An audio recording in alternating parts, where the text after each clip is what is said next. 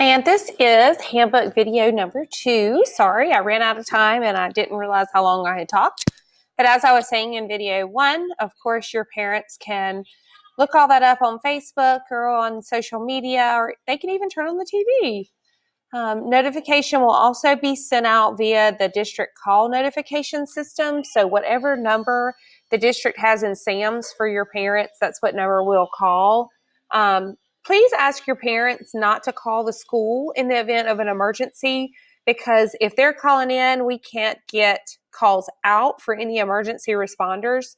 And your parents don't need to come to the school. Y'all, it's real important that you know if we go into a lockdown or we have any kind of situation that is an emergency, you do not need to start texting and calling people.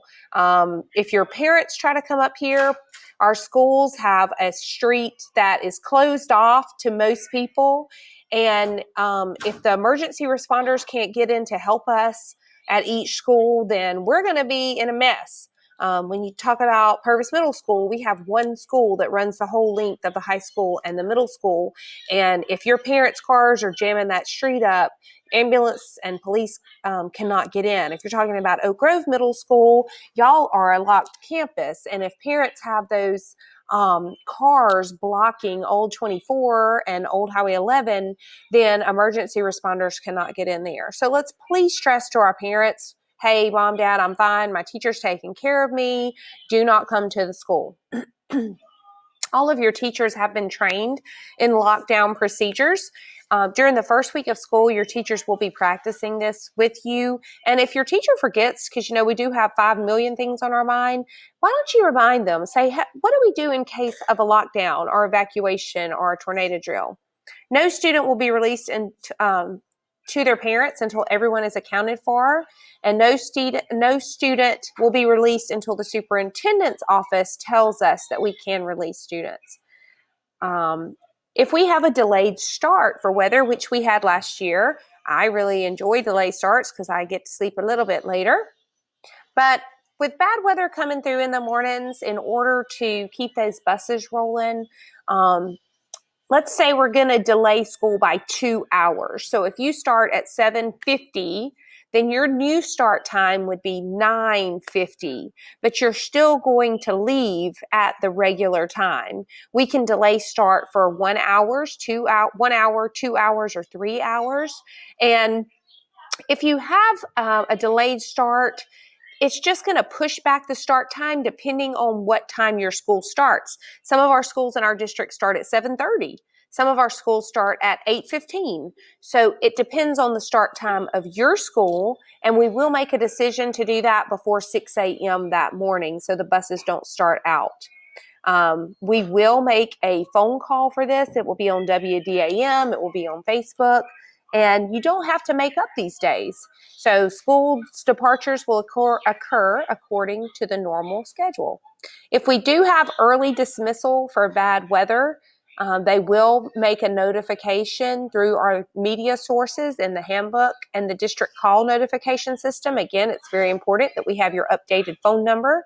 Students will not be counted absent if you're checked out of school after the early dismissal announcement. Any checkout prior to that will be treated as a normal checkout. If you choose to check your child out during a tornado warning, you must sign the severe weather assumption of risk form provided by the school. This goes back to, y'all, please don't text your parents and tell them to come get you if we're under severe weather. First of all, it's rude because you're putting your parents in danger. And secondly, 9 million times out of 9,000,001, we're going to be safe, and you don't want to bother everyone to get out on the road.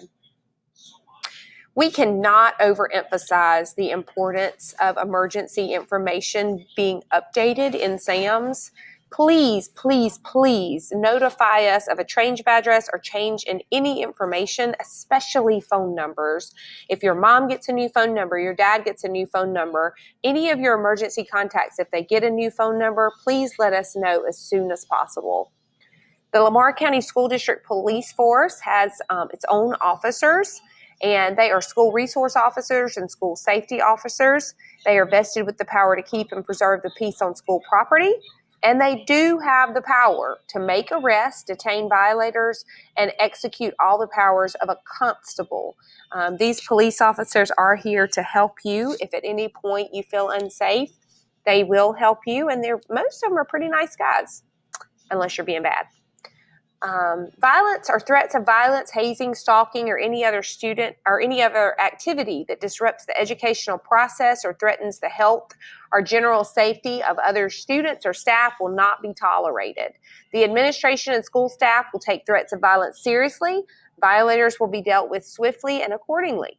Violent acts like threats of violent acts will not be viewed as pranks or playing around activities by students or others.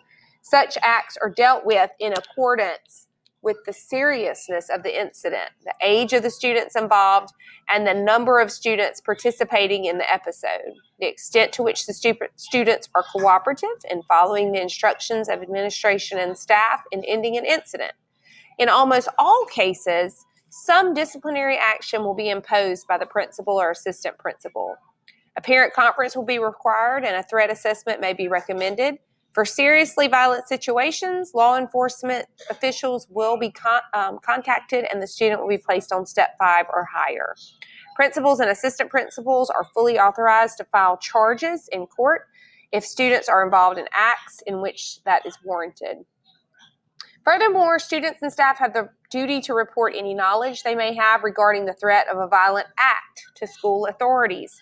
This includes reporting knowledge of verbal or written comments by an individual or group of individuals stating their intent to commit a violent act, or knowledge that an individual is in possession of an item that is considered or would be considered a weapon. Guys, if you know someone at school has something they're not supposed to have, a knife, a gun, fireworks, anything that is banned from school, and you have knowledge of that, you can get in just as much trouble as the person that does have that item. So please make sure that you tell a trusted adult, tell someone, because the Lamar County School District is not going to tolerate any of that if it could put students in danger. We also will not tolerate verbal abuse or threatening.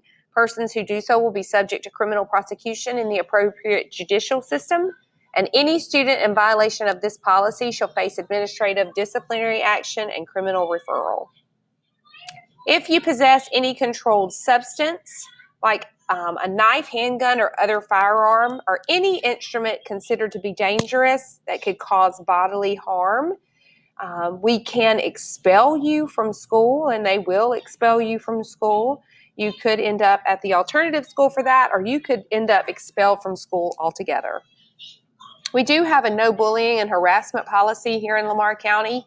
You should not bully, harass, or intimidate others, and that includes social media, Facebook, internet, text message, any kind of social media means. Students are protected from bullying and harassing behavior by other students. It is the intent of the board and the administration to maintain an environment free from bullying and harassing, and this complaint procedure provides a process for filing, processing, and resolving complaints of such conduct.